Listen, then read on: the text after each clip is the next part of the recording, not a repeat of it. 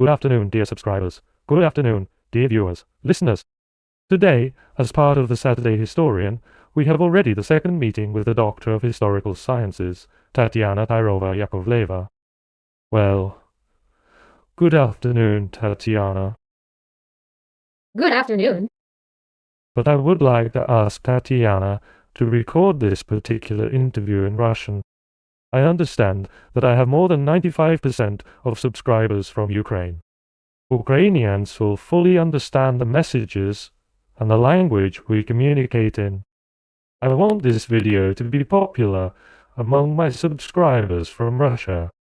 They are likely not very good at Ukrainian.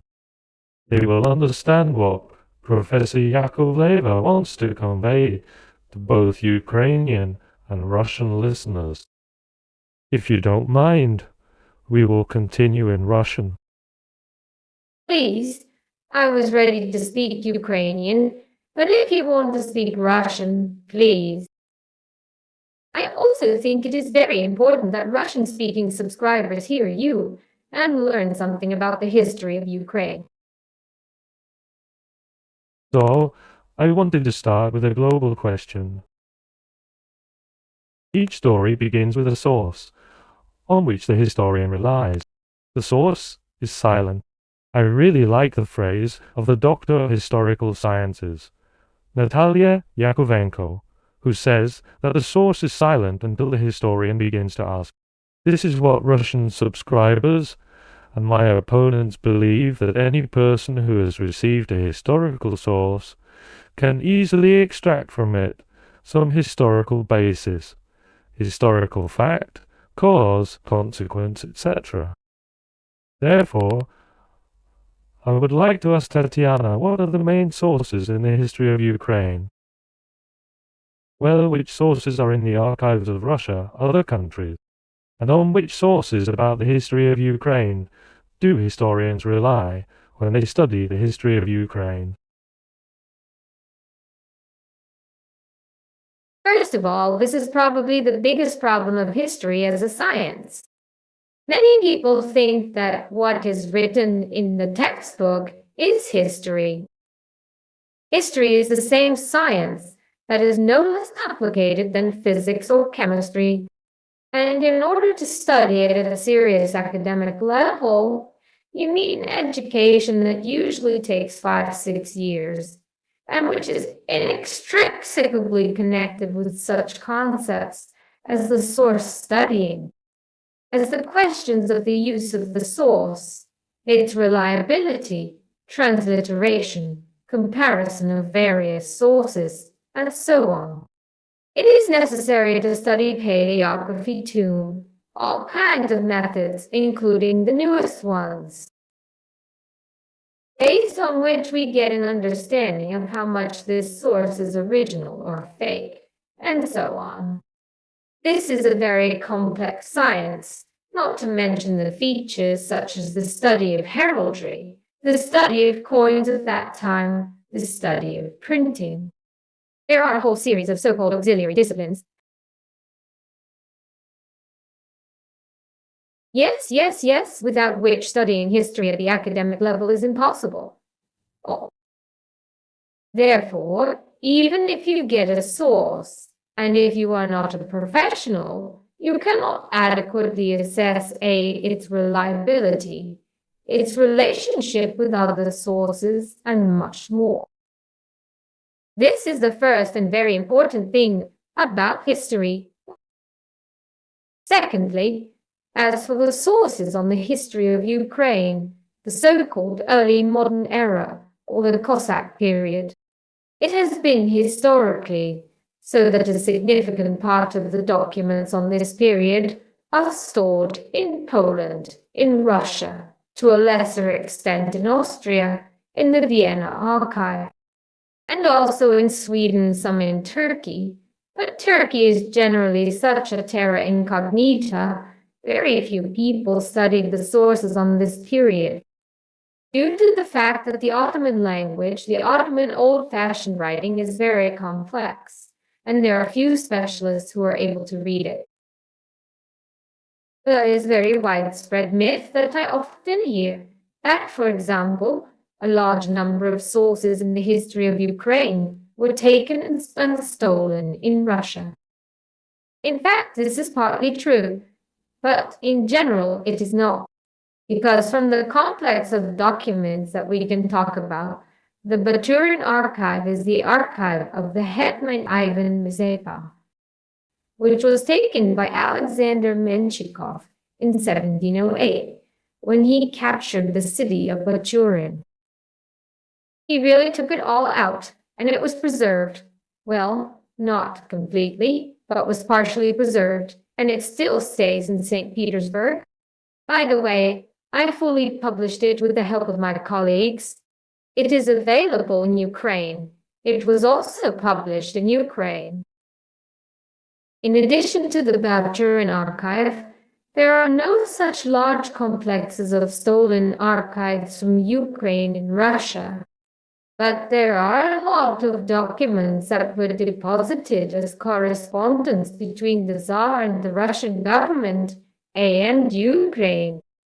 That is, the incoming letters of hetmans, starshina, materials of embassies that came to Moscow, or that were sent from Moscow to Ukraine, which, thanks to Moscow's sophisticated bureaucracy, created such a huge complex of documents.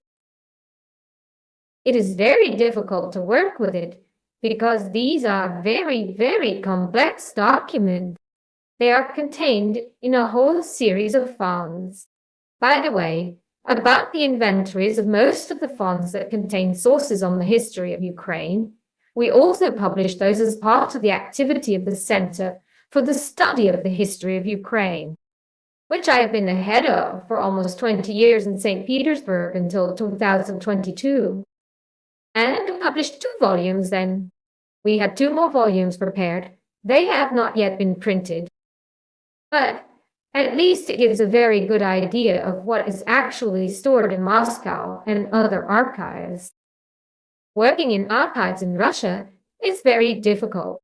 Almost none of the materials is digitized, unlike, for example, from archives in Poland, or from archives in Austria, or from archives in Sweden, which are practically all digitized. That is, you can go online to the Swedish archive and see everything you need. In Poland, not everything is so digitized, but in large part it is. In Russian archives, some of the documents are digitized from the inventories, but they are handwritten from the 18th century, and in order to just understand them, you need to be a specialist. That's why we publish the modernized inventories, to allow readers to get acquainted with them more comfortably.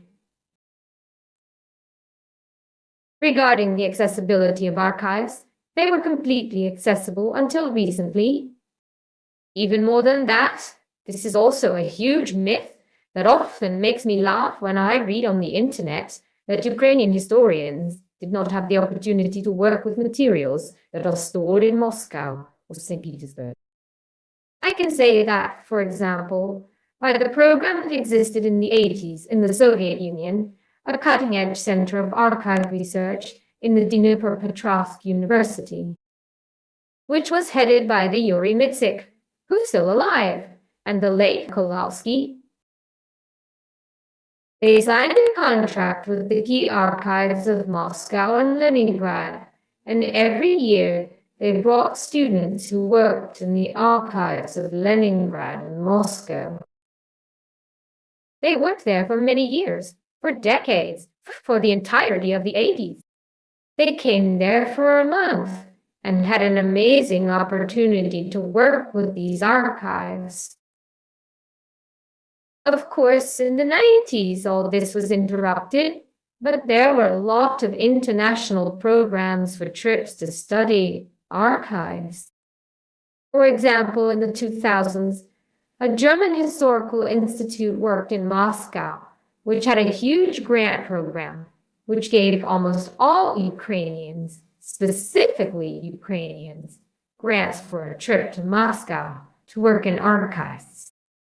I know a lot of my Ukrainian colleagues who went to Moscow, stayed there in the archives and worked. In principle, these archives were open, but it's very difficult to work there because the system of Moscow archives itself is very complex. You need to understand it and be able to use it. I spent several decades there to figure it out and make my own findings. And of course, there are many sources about the history of Ukraine. For example, when I was writing my latest book on Ivan Bogun, I used a lot of unique documents from the archives of Poland. Is there a reason you didn't mention Lithuanian archives? Do they have anything about the history of Ukraine in the Vilnius archive? The Lithuanian archives, the whole so-called Lithuanian metric, the archives of the Grand Duchy of Lithuania, in fact, were taken to Moscow and stored there. Polish and Lithuanian historians made a colossal effort to publish the majority of these documents during the 90s and 2000s.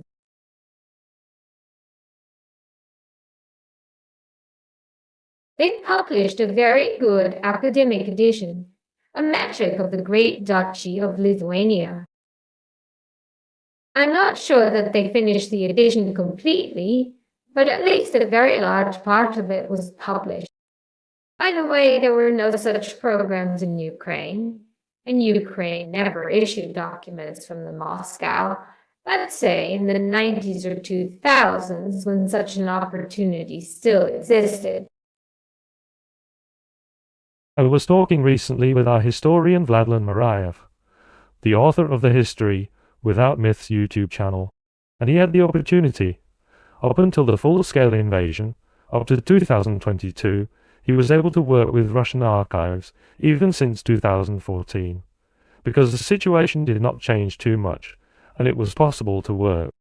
Yes, and moreover, I constantly met people like Taras Chaklev, Viktor Bregonenko, and many others in Moscow archive.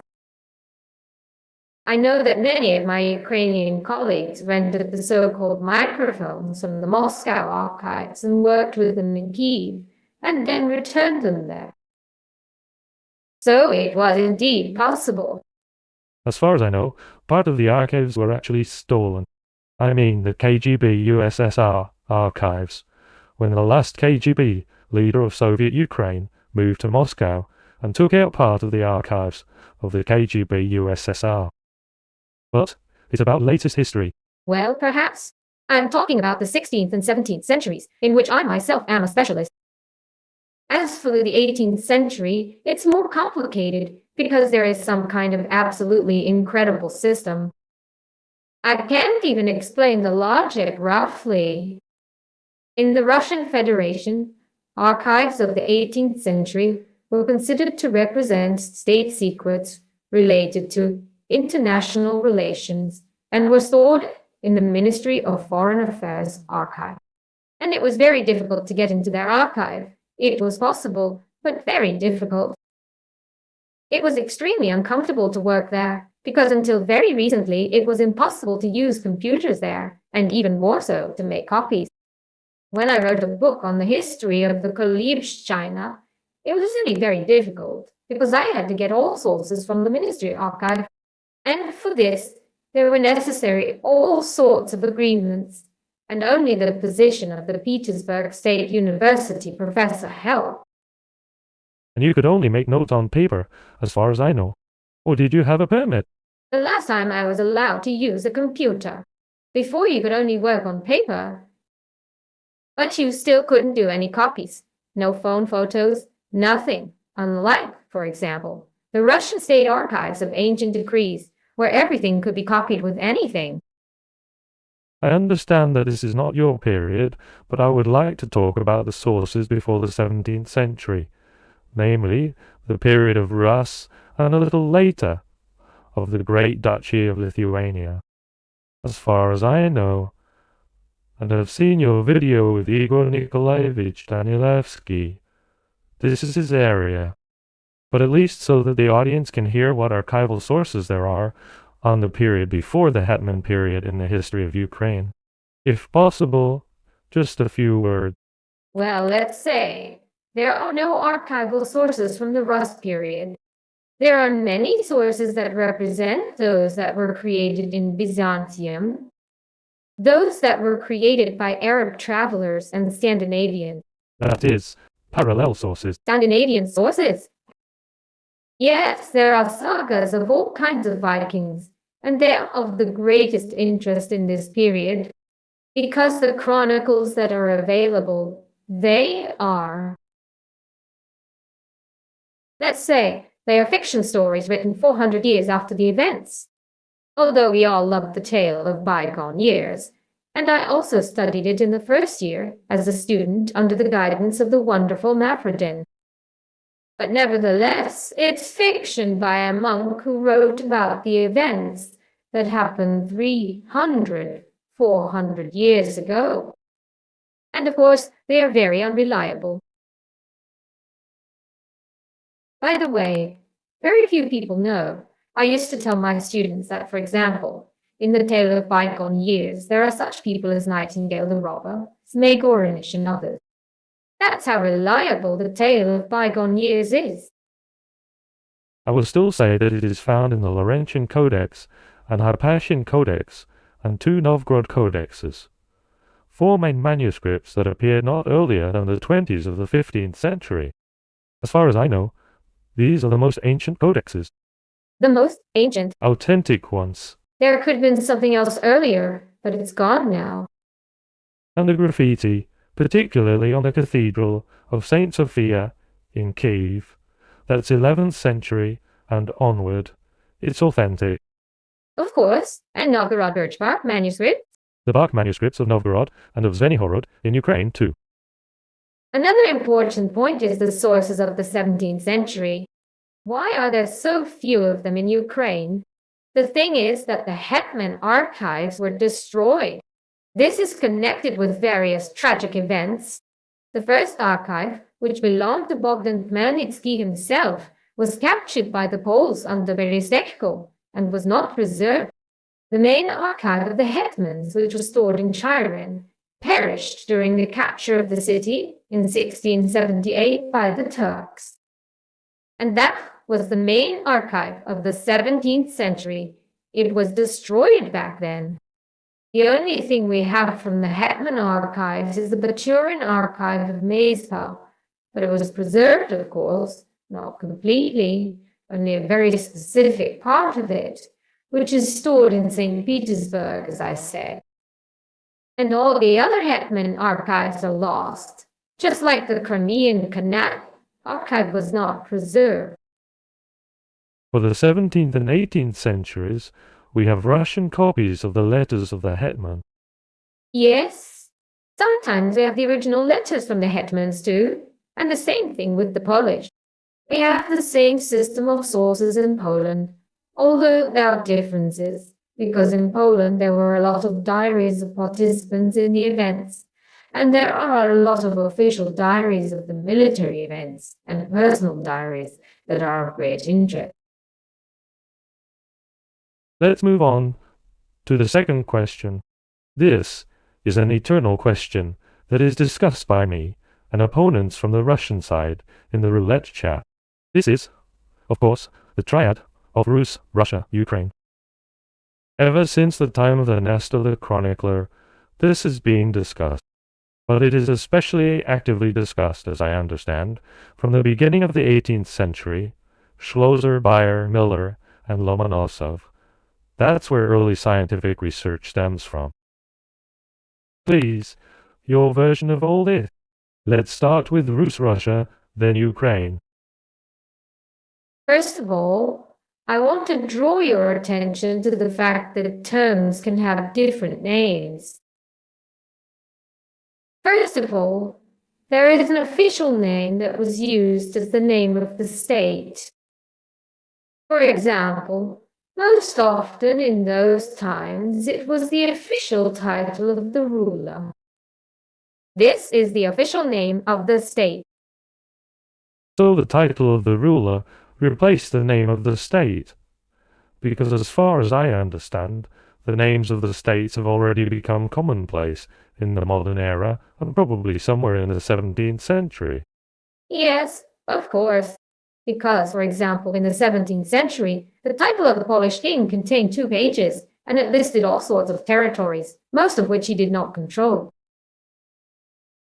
Nevertheless, the first 2 or 3 words that were in the title of the ruler usually reflected how they considered themselves, and accordingly, the official name of this state. Then there is the name of the territory. Then there is the original name, how the owners of this territory called themselves. Then there is the name used by the neighbors, and very often these names are completely different. Well, for example, even now the Greeks call their state of Elada, and in all other European languages, it is Greece. The same can be said, for example, now, the name of Russia in Finland, in the Finnish language. I can be mistaken in the pronunciation of the Finnish language, but something like Venäjä.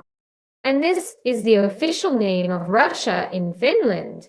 Or the pointer to that direction of the border is like this. And Latvians have Krivia, from the Krivichi tribe. Yes, yes. That is, it can all be very seriously different. It can be different in time because there is a concept of historical and territorial dynamic. It can differ in time and in the same time. It can differ, for example, when officially the title of the Tsar, there already was small and great Russia. That is, they called themselves Russia since 1654. At the same time, for about 100 years, all European states called the territory Moscow. And the name Russia began to be used in Europe only by the middle and end of the 18th century. That is, it is really a very big difference how you call yourself, how you are called officially, and how your neighbors call you. It is also very important to understand when we talk about names such as Russia, Ukraine, and so on. In addition, it is necessary to say that etymology, originality, the name itself, it does not play a big role. Because, for example, France, it comes from the Franks, who are a far cry from modern-day French, or Britain from the Brits, who once captured this Britain. It also has no meaning. As for Rus, if we talk about Rus, let's start with it as the oldest name. Then, in general, now most historians, including European ones, hold the opinion that Rus is a Finno-Ugric name, which is translated as the oarsman. And Russia was called the oarsman of the boats, the Viking boats. Vikings, they are in Russian or Slavic etymology. This is the Varangians, as the Slavs most often called them. But in fact, they are known all over the world as Vikings, and the famous series recently shot. And these are all the Vikings themselves, that is, the free sailors who came from Scandinavia, conquered and created a state in the most of the European countries, including England, France, and many others, including the future Ukraine and the future Russia, by the way, because in Novgorod, too, the Vikings ruled in the Great Novgorod, and the Vikings ruled in Kiev. And so Rus was the name used by Byzantine and Arab sources for the oarsmen of those ships that sailed there, for example, to Byzantium or some other places. And so they had trade relations there, and in fact, they called the Vikings like that. And then they coined the name Rusland, which has two completely, as Danilevsky brilliantly tells, has two completely different meanings. Narrow meaning is the territory. Mostly, it is around the Dnieper, which is very important. Rusland did not include the Great Novgorod, and neither it included Galish or Volhynia. I have a note. It was until 12th century. From the 12th century, it is spread much wider. Then it includes all these peripheries that fall under the power of the central territories. There was also a broad concept of the Rusland, which included all Orthodox, and it included Bulgaria and a number of other territories. That is, with Rus, it is such a memory that the statehood on this territory arose thanks to the Vikings, who came, captured, and began to rule the wild Slavic tribes. Not that wild. I wouldn't agree here. Well, a little bit. Slightly. Not having their own statehood, let's say. The barbaric tribes. It is much more pleasant to hear and historically. Barbaric, yes, barbaric tribes. As for Russia, this term is derived exclusively from the church. It was used exclusively by the Greeks to divide small Russia, that is, the Kiev metropolis, and the Great Russia, the metropolis that first arose in Vladimir. The one in modern-day Russia that later moved to Moscow. This is a Greek term, as far as I understand. This is a Greek term, which means an Orthodox metropolis on various territories. In principle, it seems to be believed that this is an incorrect Greek use of the term Rus, which somehow translated to Greek Rosia. But this is a controversial enough question. I think that in the Greek language itself, the names of the territories cannot end with a consonant. You must add the ending there, both Greek, and this is just a Greek calque of the word Rus. Yes, but not from the point of view of the territory, or even more so the state, but precisely from the point of view of the church territory, the church subordination, which everyone subordinated to the Patriarch of Constantinople. And as the name of the state, Russia is first proposed by Ukrainian scholars monks. In 1654, when Ukraine joined the Muscovy, it required the change of the title of Tsar. This is, by the way, a very important point, which you know is very often also said there, that Ukraine actually had an exclusively military alliance in 1654 with Moscow. But this is not quite so, because the title of Tsar was changed. The Ukrainians themselves proposed the change of the title of Tsar, and, among other things, Bogdan Khmelnytsky was the first person who addressed Tsar Alexei Mikhailovich as the Tsar of Great and Small Russia. This Hellenistic name first appeared in Alexei's title. Yes? Because Ivan III started using Rus in his title. No. Only Russia was there. Yes, before Alexei Mikhailovich, it was Rus, then Russia appeared. They used the all of Rus. And they started to claim the title of Rus after the Kiev metropolitan moved to Vladimir and then to Moscow.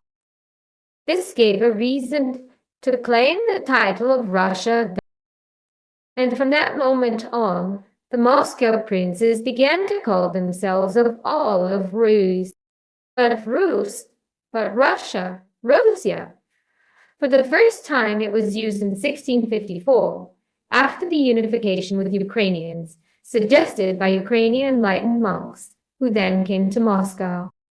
And there was confusion, because the Ukrainians meant under this, by the small Russia, they meant the whole Kiev metropolitan. That is, including the territory of the Grand Duchy of Lithuania.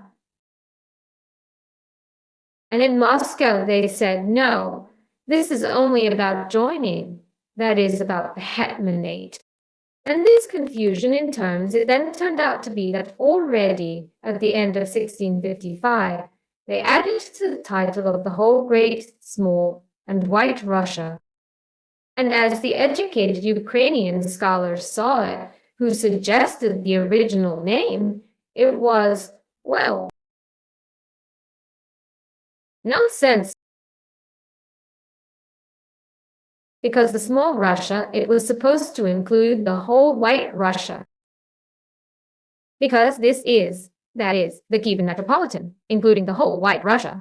But nevertheless, in Moscow, they interpreted it in their own way.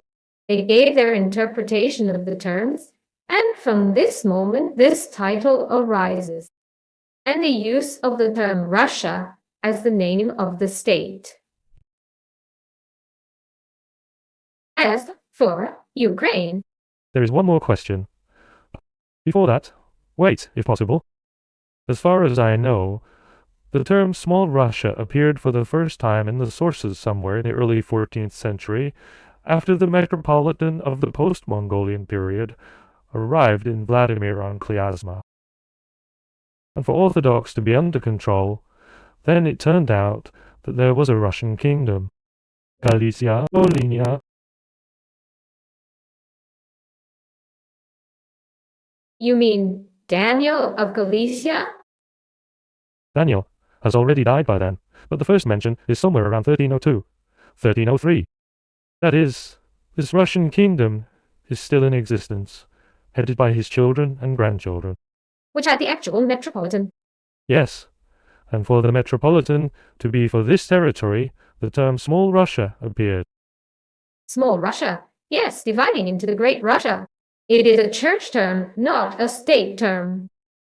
Yes, it is very important because it turned into a state term only in 1654. And later, Peter the Great declared the Empire of Russia. The Russian Empire.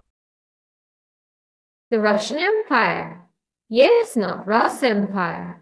Not from the word Rus, but from the Russian. As for Ukraine, there is also an important point. The first is that there are different interpretations of this term in different languages.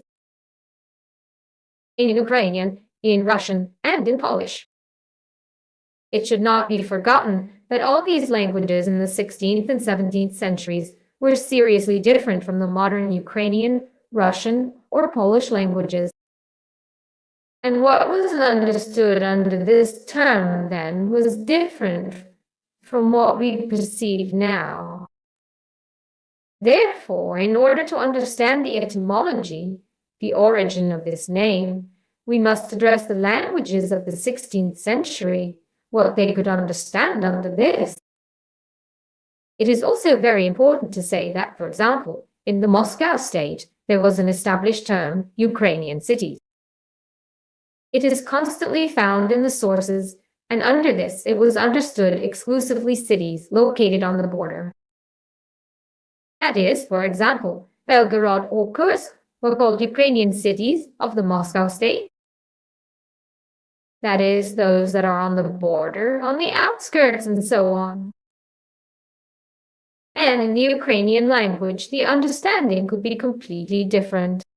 I'm not a philologist. I am not an authority to say how it was understood then. But there is such a serious study that in the Polish language, when in the 16th century they officially began to use the term legally Ukraine. Under this, they understood the territories that were cut off, carved in the Polish language, that is, cut off from the Great Duchy of Lithuania. And the story was that when the Commonwealth was created, 3 voivodeships of Volyn, Wrocław, and Kiev were cut off from the Great Duchy of Lithuania and were absorbed into the Kingdom of Poland.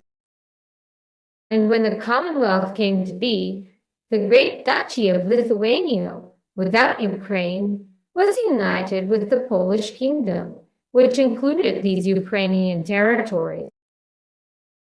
And when the Poles began to use this term legally, they probably meant exactly that this territory was located on the edge of their kingdom and was cut off from the great Duchy of Lithuania. At least in Polish modern historiography, there is such an interpretation of why this term was so popular and was officially used in the Commonwealth since 1590, already in the legal documents, in the decisions of the Sejm, and so on. But Ukraine in relation to the Dnieper area is indeed found to be mentioned since the 14th century in the Chronicles, although it is very difficult to say what exactly is its etymology. This is at least the self-name of a certain territory, but exactly as the legal name it appears at the end of the 16th century, and is instated in the Commonwealth on all maps of that time. It is designated as Ukraine, that huge territory. I read a collection of articles of the Institute of Goethe in 2019, both Ukrainian and Russian historian, that it was the name of the part of the nobility, that is, the Volyn, Podolsk and Kiev nobility, designated themselves as Ukraine. But it is interesting that the Kiev nobility only designated itself as Ukraine, and did not designate the Volyn and Podolsk nobility, while the Volyn and Podolsk nobility designated Ukraine as Volyn, Podolsk, and Kiev. That is, here, probably, both the official Polish name and the Ukrainian name of the part of the nobility were merged, which designated themselves as Ukraine somewhere around 1570. Not only the official Polish name, but also the Ukrainian nobility name. Yes, and a very important point is that when the Ukrainian state was created in the face of the Hetman region, the name of the state was the Zaporozhian host. Although Ukraine was very common as a name in documents and monuments, literary monuments of that time, but as the name of the territory and as the name of the homeland. The name of the country, not the state. As they write, our homeland, our mon Ukraine. But the name of the state was then the Zaporozhian host. We will move to the Zaporozhian host. And what is the difference from Zaporizhia? Because very often Russian viewers confuse these two names. The word Zaporizhia is in both of them, and for them it is the same state, although probably Zaporizhia and the host. In fact, I have often seen that Ukrainian students, even historians, who deal with other social eras, and let's say many people who are interested in the history of Ukraine, do not quite understand the fundamental difference between the concept of Zaporizhia and the Zaporozhian host as a state. This is really very important because I often meet people who say, "What state can we talk about? There were such drunk Cossacks in the steppe," similar to how Rapanin drew Zaporizhian Cossacks, writing a letter to the Turkish Sultan. And that's why it's very important to understand the terminology. The fact is that, well, initially, historically, of course, the first Zaporizhian Cossacks arose. That is, this is a free society that led a military lifestyle, which was in the lower Dnieper, beyond the rapids, and there they established their camps and winter settlements. And there they spent the life of constant military campaigns. And they positioned themselves as defenders of Christianity against the attacks of the Ottoman and Tatar attacks on the territory of Ukraine. On the Christendom. Yes, but sometimes I meet my colleagues who try to say that in Zaporizhia there were features of statehood. Well, in my opinion, this is certainly incorrect to say this, because Zaporizhia was a society. Well, let's start with the fact that it did not allow women there. That is, it was purely a military men's union that did not provide for the introduction of the economy, including the agriculture, industry, and so on. That is, it was exclusively a union with the purpose of introducing military action. Another thing is that there was a serious democracy, a system. There was a system of electability, management, and so on, but nevertheless, it was not a system of power. For the most part of its history, the people of Zaporizhia were absolutely against any form of statehood, so they often had conflicts with the hetmanate. But the so-called Ukrainian Cossack registry appears at the service of the Polish kings, that is, at the end of the 16th century, they, out of respect for their comrades who were in Zaporizhia, called this army the Zaporozhian Host. Subsequently, it was called the town Zaporozhian Host. In the 18th century, the Zaporozhian Hosts were called the Zaporozhian Host, the lower, to distinguish these two concepts. The town Zaporozhian Host, although the register ones, was originally different because it was based in Ukraine itself and was on the king's service, had legal and tax benefits. And it was on the basis of these registry Cossacks that the statehood appeared during the reign of Bogdan Khmelnytsky. When the leaders of this rebellion, most of them were the nobles of the Commonwealth, on the example of the Commonwealth, create kind of a Cossack Commonwealth, which retains the name of the Zaporozhian Host. And it is precisely this name that was used in the title of Hetman and in the seal of Hetman. There was an image of the Cossack with a gun. This name leads many people astray. I remember that different historians said that how could there be a state when it was called the Zaporozhian Host? No, it was a state that had its own administrative system, its own legal system, its own tax system. That is, it had absolutely all the features of statehood, but it was called like this. It was called the Zaporozhian Host. And when the Moscow state absorbed Ukraine to itself in 1654, it wrote that it absorbs the Zaporozhian Host with its lands and cities. Quite a vague term, but that's exactly how it was.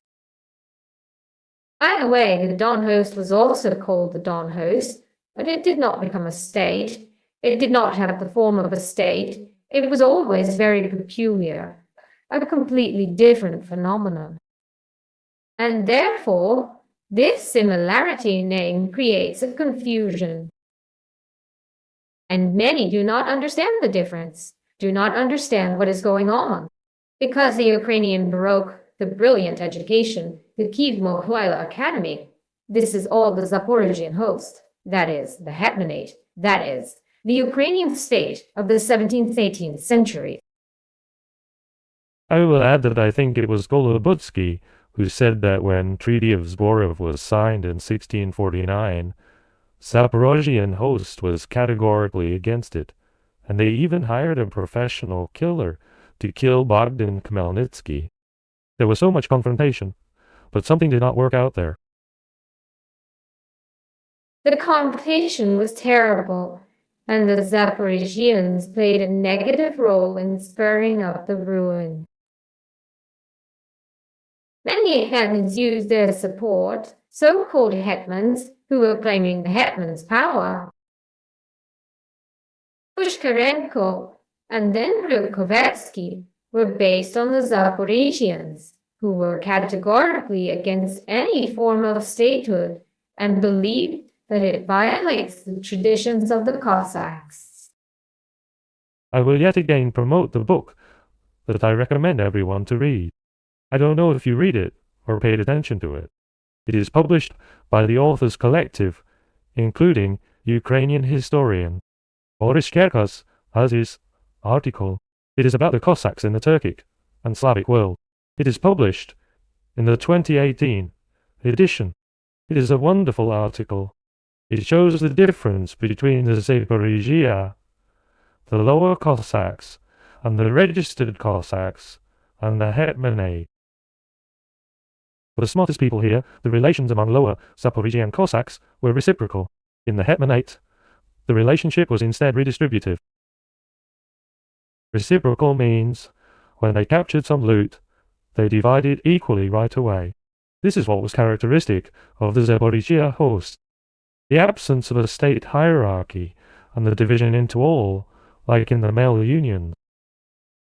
In the non-state, That's why some people compare Zaporozhye to a free pirate camaraderie. and redistributive relations are hierarchical and tax relations, when the larger part of the conquered is raised to the top, and people from below get the remains. That is, it is just a gorgeous book, which in theory amazed me with its novelty, approaches and explanations of this situation. And already when Zaporizhia was under the control of the Hetmanate, these redistributive relations, the division into the rich and the poor, also began to take place there. But this is almost 18th century. Yes, the 18th century, especially the last Gish ataman of Karnichevsky, when he was arrested, there was an immense number of horses, wealth, etc. Unlike in the Siroma, Holoba and so on, in the Zaporizhia host. And then there also were women at the time on the land of the lower host. There were a huge number of winter settlements and so on. That is, everything has changed completely. The situation has changed. It's called historical dynamics. For those who understand that history is unchangeable. And Zaporizhia was a mecca for the Cossacks in some cases. Well, why was the Zaporizhian host called that? Because they admired it so much and treated it like a mecca of the Cossacks. And then it became a kind of a medium of traitors and such bullies who opposed everything. And then, on the contrary, in the 18th century, it became a positive part again. That is, it was a constantly changing process. History is a specific science. It is impossible to describe the situation that does not change. From century to century, even from decade to decade, the situation changes, sometimes even radically. Of course. And Zaporizhia at the end of the 16th century and Zaporizhia at the end of the 18th century are two big differences. And the philanthropy, because this redistributive relationship, the division of wealth and social stratification, gave the opportunity to sponsor some part of the wealth. And as far as I know, this was really a tradition in the Hetmanate. It was preserved later. The dawn in the 19th century is happening. And even the Shevchenko Scientific Society, created using Skoropadsky money, continued the tradition. And I am very happy that this tradition continues in our days. And we, with Ukrainian philanthropists, have done a lot of great projects, published the Veliko Chronicles, and the Bactrian archives, and many others, all with the help of the modern Ukrainian philanthropists. I want to say that it seems to me that this is a very important aspect, because it allows us to understand the whole difference between traditions. In Russia, this tradition did not exist and does not exist.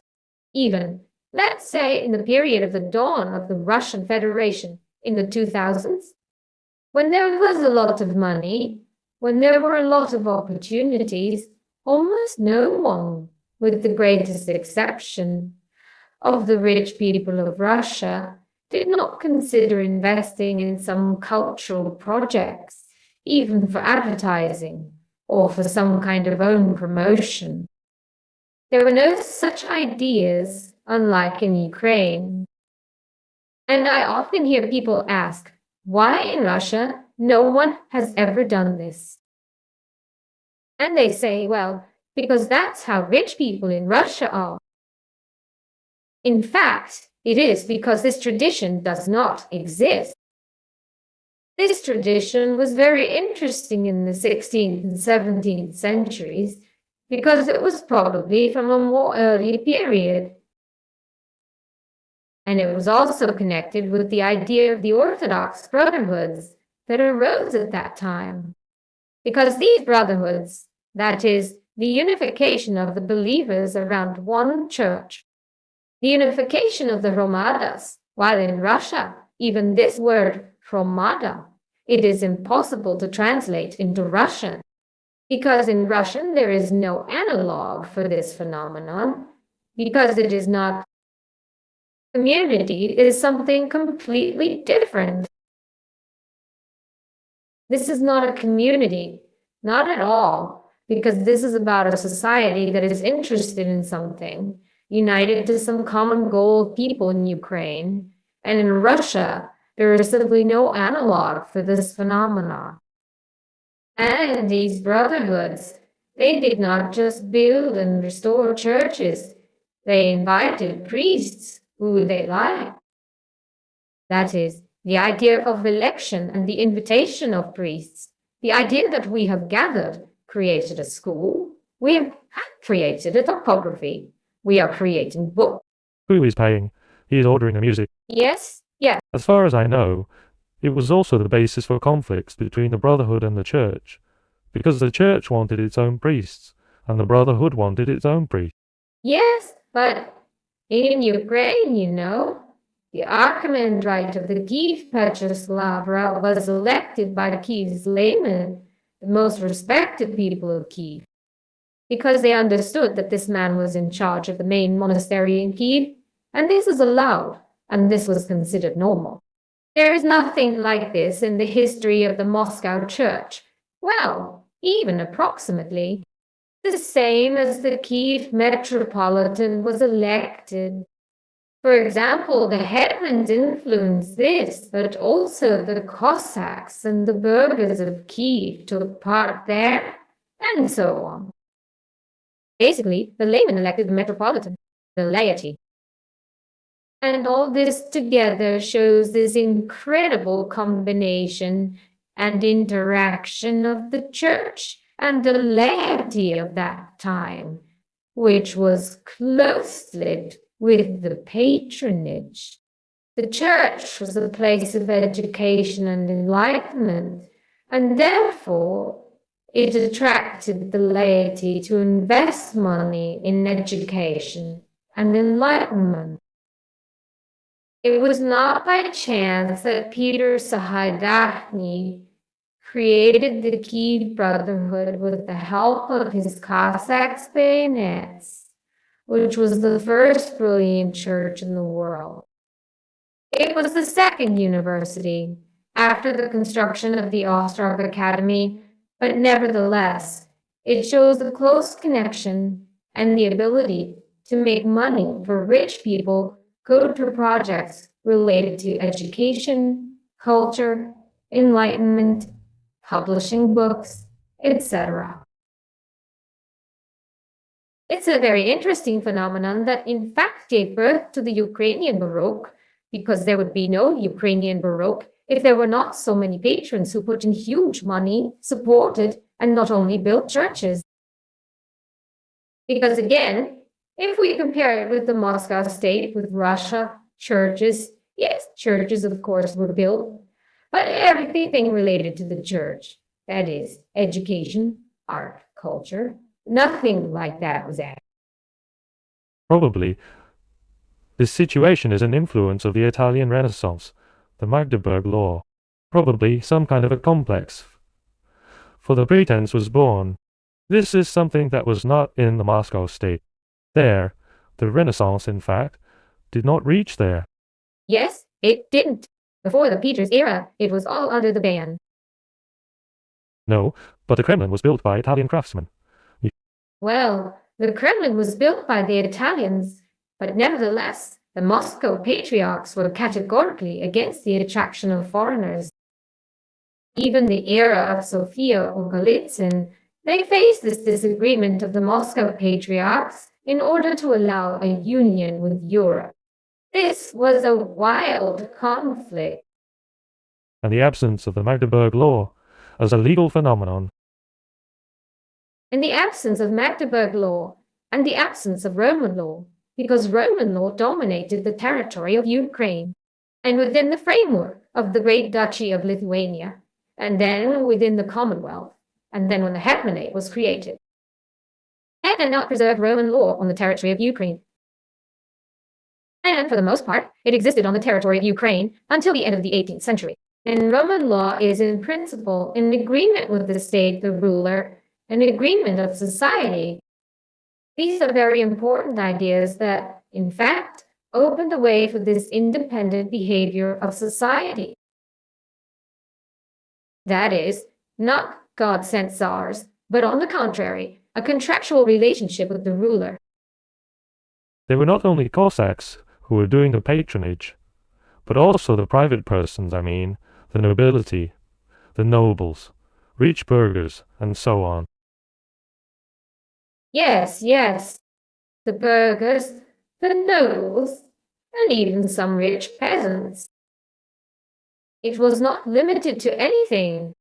And of course, what was said in the Lithuanian statute was that every person was allowed to travel, including to the west, and that, first of all, to get an education. And for the first time from the Moscow state to the west for education, they went during the reign of Peter the Great. So 200 years later or so. Thank you very much, Tatyana. We have already spent a lot of time. You're welcome. If you don't mind, we will bring up some other topic. You promised to tell about the Bogan for the first time. Have you finished the book already? The book is finished. It's not out yet. There are technical problems, but we hope they will be solved.